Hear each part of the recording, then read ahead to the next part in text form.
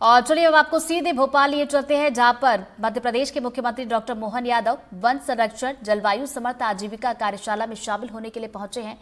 और देखिए 2 दिवसीय ये कार्यशाला है, जिसका शुभारंभ यहां पर मुख्यमंत्री मोहन यादव कर रहे हैं। तो देखिए विकसित भारत 2047 के लक्ष्यों पर इस कार्यशाला का आयोजन किया जा रहा है और इस कार्यशाला में वनों की क्या कुछ भूमिका है, इस पर मंथन किया जाएगा, इस पर चर्चा की जाएगी। तो देखिए तस्वीरें आपको दिखा रहे भोपाल के नरहोना प्रशासन अकेडमी की ये तस्वीरें हैं, जहां पर मुख्यमंत्री मोहन यादव ने खुद अपने हाथों से दीप प्रज्वलन कर इसका शुभारंभ किया।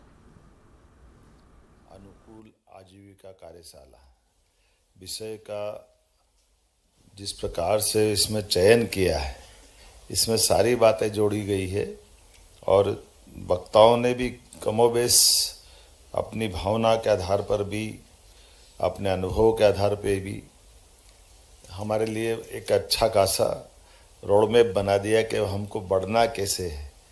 और 2 दिन चलने वाली इसका 2 दिन चलेगी ना कार्यशाला, 2 दिन चलने वाली इस कार्यशाला में मैं मान के चलता हूँ राज्य के आपके इस मुख्य सेवक के नाते से अपनी मेरी भूमिका अगर ढूंढता हूँ तो ये एक तरह से बड़ी भूमिका आपने हमारी मदद की दिशा में दी। मैं आपका आभार मानता हूँ, धन्यवाद देता हूँ, आपका अभिनंदन करता हूँ इसकी कार्यशाला के भाव में। हमारी सरकार के नाते से अगर मैं देखूं तो मुझे दायरे दिखाई देते हैं। फॉरेस्ट की बात करते हैं तो फॉरेस्ट एक तरफा हमारा अपना जो भाव है, उस भाव के आधार पर उसकी अपनी भूमिका भी है और उसकी अपनी सीमा भी है। उस सीमाओं में आजीविका से जोड़ करके फॉरेस्ट की बात करें तो थोड़ा सा उलझन पड़ जाती है। फॉरेस्ट आजीविका से परस्पर हमारे अब पैसा एक्ट और बाकी चीज़ों को ला करके जरूर अब वापस रास्ता यशस्वी प्रधानमंत्री के माध्यम से निकालने का प्रयास कर रहा है, अन्यथा ये तो बड़ा मुश्किल मामला रहता था। मैं भी देखता हूँ गौर से कि हमारे अपने जिन जनजाति बेल्ट में जंगल है और जंगल के साथ जीने की वर्षों की परंपरा है, और उस परंपरा में हम अपने इस शासन के प्रबंधन करते करते हम उसके कष्ट बढ़ा रहे हैं कि उसके कष्ट में मददगार हो रहे हैं। तो ध्यान में आता कि हम तो कष्ट बढ़ा रहे हैं, और कष्ट बढ़ाने में रास्ते कैसे पकड़ते हैं, बड़ा मुश्किल का। अब हमने टाइगर रिजर्व बना दिया, सेंचुरी बना दी, हमने अपने एरिया बना दिए। तो एरिया बनाते ही हमने सबसे पहले आबादियों को बाहर करो। अब आबादियों को बाहर करो, ये बेसिक मूल ही संकट का है कि यहाँ से आबादी जिनके साथ हजारों हजार साल से रहती आई है। हमारे यहाँ तो फिर भारत का चुनाव चिन्ह, भारत का अपना राष्ट्रीय प्रतीक चिन्ह देख लो, तो उस प्रतीक चिन्ह में क्या दिखाई देगा अशोक के ज़माने से। हमने तो वो सब चीज़ देखी है जिससे अपनी सहअस्तित्व की भावना का आनंद आता है। यशस्वी प्रधानमंत्री के भाव को देखो तो वो प्रगति भी देख रहे लेकिन प्रकृति भी देख रहे। तो प्रगति और प्रगति में अंतर कहाँ है? तो प्रगति भी चाहिए लेकिन प्रकृति के साथ जीने का भाव भी चाहिए। ये अलग बात है कि हमको अतीत के काल में जो विरासत की मिली हुई चीज़ें उनके भी संकट है। अब संकट, वन में पेड़ लगना चाहिए लेकिन सागौन के ही लगना चाहिए। ये मैं तो समझ नहीं पाया कि केवल सागौन के क्यों लगना चाहिए। ये तो फसल हो रही कि पेड़ जंगल बन रहे हैं, ये तो फसल हो गई। तो फसल और जंगल में कितना फर्क हो गया। जंगल वो जिसमें सब प्रकार के पेड़ पौधे रहे, जंगल में सब आनंद के साथ जीने की वो सारी चीज़ें मिले। लेकिन ये नहीं, यहाँ तो देवदार, यहाँ सागौन, यहाँ साल। हमने वो अंग्रेजों की उस भावना को नहीं समझ पाए जिसमें वो इससे कमा के ले जाते थे। वो तो चले गए, हम उनकी लाश ढो रहे हैं। बड़ी मुश्किल है हमारी, हम उस रास्ते पे जा रहे हैं जिस रास्ते से हमको बाहर आना चाहिए। लेकिन अब उनके काम की चीज़ उनने छोड़ के चले गए। तो ये बात सही कि बहुत सारे बदलाव माननीय मोदी जी ने किए और हमारा सौभाग्य कि वन मंत्री हमारे बीच ही पधारे। तो हमारे कष्ट में आपकी छतरी में ही हमको छाया मिलेगी, हमको आपसे ही इससे बंधन से मुक्ति मिलेगी। क्योंकि ये बात सही है कि जब हम अपने प्रकृति आधारित जीवन जीने की बात करेंगे तो बहुत सरलता से बहुत सारी समस्या हल हो जाएगी, बहुत कठिनाई नहीं है। अभी हम जैसे आजीविका के लिए औद्योगिकरण की बात करेंगे, तमाम प्रकार के दूसरी चीज़ों की तरफ ले जाएंगे। लेकिन वन आधारित जीवन में तो कोई ज़्यादा झंझट ही नहीं है। हमारी मस्तमौला प्रकृति है, जिस प्रकृति में परमात्मा ने जो दिया है उसमें आनंद के साथ। वो मैं परसों के इस इंडेक्स के समाचार देख रहा था कि दुनिया के धनी देशों में 200 से ज़्यादा देशों में सर्वाधिक प्रसन्नता के साथ जीवन जीने वाले देश में भारत का नंबर 88 नंबर, मतलब 88% हमको लोगों ने उसमें अंक में 100 में से नंबर दिए। और अब अमेरिका और कनाडा जैसे देश जो सर्वाधिक धन संपन्न है, उनका सर्वाधिक दुखी देशों में 5 में से उनका नंबर आ रहा है।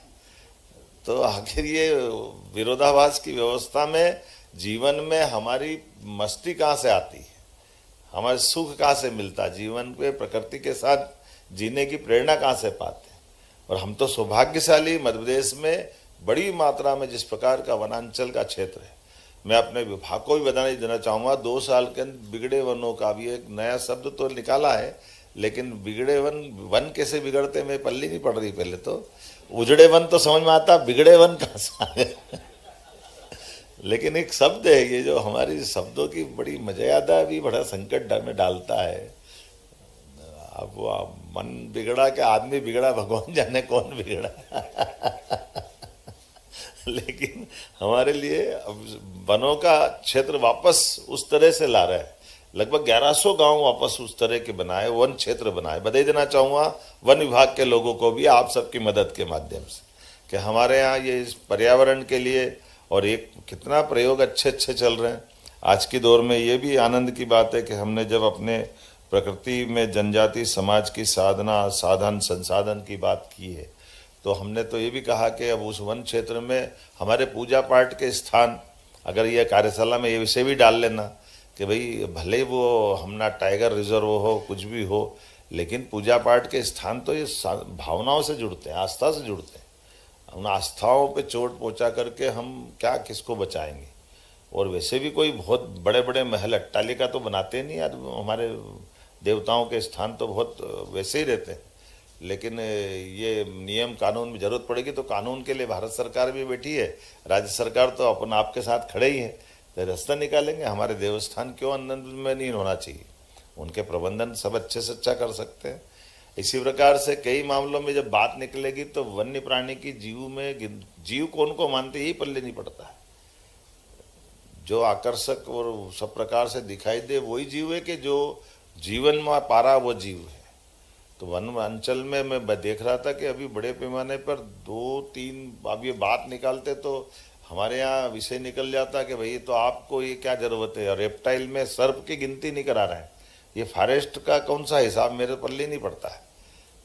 भाई सांप काय में आएगा, शहर में आएगा कि जंगल में आएगा, किधर गिनाएगा, ये समझना मुश्किल पड़ेगा। प्राणी तो है ना वो, और उसमें ऐसे करते करते जब नहीं गिनती कर रहे हैं तो वो सांप से वनराज मतलब सर्पराज हमारा गायब भी हो गया, किंग कोबरा। अभी मैं जब बात करता हूँ तो मेरे को पता नहीं कि धीरे से लोग चुटकी लेते कि आपको किंग कोबरा में क्यों आनंद आता है। मेरे को आनंद नहीं आता, मेरे को तो कष्ट दिखता है। जैसे जंगल के अंदर टाइगर की कमी के कारण से इकोसिस्टम का पूरा सिस्टम बिगड़ता था, आज टाइगर के कारण से इकोसिस्टम बन रहा है। मैं तो बधाई देना चाहूँगा, अब तो चीता भी आ रहा, चीता जीता हमारे यहाँ है। ये जो चीता भी पाया और चीते के आधार पर हमारा भारत जीता है वापस। कितने साल पुरानी वापस परंपरा को पुनर्स्थापित किया माननीय भूपेंद्र जी ने। इसकी शुरुआत की माननीय वन मंत्री जी को और प्रधानमंत्री जी को बधाई दिलाएं, जिनके कारण ये वापस ऐतिहासिक घड़ी आई है कि हम अपने उस बिछड़े हुए अपने जंगल के प्राणी को वापस लेकर आए। और मैं देख रहा था कि अब मालवा में छोड़ने की बात आ गई, गांधी सागर के लिए भी तैयारी हो गई। तो गांधी सागर में तो आज की स्थिति में देखा जाए तो गिनती में नहीं ले रहे हैं, क्योंकि आपने सेंचुरी बनाई है, पहुंच गया टाइगर देवास में, लेकिन कागज पे अभी अपन टाइगर नहीं दिखाते उसको। अब क्या मालूम जैसे कागज पे कैसे दिखाएंगे उसको, कुछ सेंचुरी बनाएंगे तो दिखाएंगे। सेंचुरी के नियम इतने क्या, वो टाइगर अभयारण्य के नियम थोड़े खराब है, तो फिर वहाँ फिर जंगल में से लोगों को हटाना पड़ेगा तो विरोध आ जाएगा, राजनीति चालू हो जाएगी, हमको मुश्किल हो जाएगा चुनाव में जाना। तो इसलिए समझना पड़ेगा। हम कहते टाइगर नहीं है, टाइगर नहीं हो तो भी आँख भी चलो नहीं दिखाना, हमारा जीवन चलता रहेगा। ये कागज के संकट बहुत बड़े, कि जो है उसको हम कैसे दिखाएं और कैसे बताएं, क्योंकि ये देवास से लेके आगे तक है तो सही, और लेकिन अब ये इसी के पार्ट पे दूसरी बात भी जोड़ रहे हैं कि जैसे हम वर्तमान की बात कर रहे हैं, तो हमारे लिए जो अभी वर्तमान का समय चल रहा है वो कई मामलों में, इसलिए मैं आपसे भी निवेदन करता हूं तो इस सर्पों की गिनती भी आप चालू कराएं। अभी तक ये फॉरेस्ट एक्ट में ही नहीं है ना सर बर्णवाल जी, वाइल्ड लाइफ एक्ट में नहीं है सांप की गिनती है, पर वो गिनती कोई करता ही नहीं है। मैं तो 2-4 बार बोल चुका हूं तो ये बताते कि इसका कोई हिसाब किताब ही नहीं है, तो मैंने कहा जानवर नहीं है कि हिसाब किताब नहीं, आखिर है सही क्या है।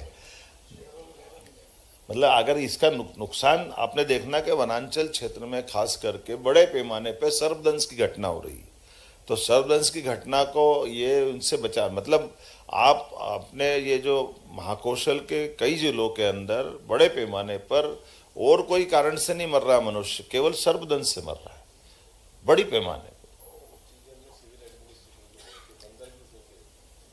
बंदर तो क्या मालूम नहीं मरा कि नहीं मरा, लेकिन आदमी जरूर मर रहे हैं।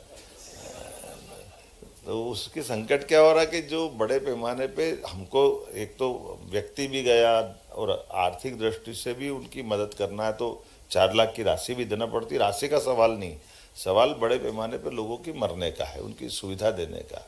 ऐसे में बड़े पैमाने पर जो अंदर रहते लोग वो और घबरा के शहरीकरण की तरफ आ रहे हैं। तो जब हमने कहा कि भाई अपने इतनी प्राकृतिक वातावरण में अच्छे से क्यों नहीं रह रहे हैं, तो मालूम पड़ा कि धीरे धीरे कोई कारण से जहरीले सांपों की संख्या बढ़ी है। तो जहरीले सांपों को सांप ही कंट्रोल करता है, इसलिए किंग कोबरा के बारे में माना जाता है। अब किंग कोबरा में भी जो जरा ज़्यादा बड़े विद्वान इकट्ठे कर लो ये भी संकट देते हैं, वो वहाँ पहुँच जाते हैं जहाँ पहुँचना ही नहीं चाहिए।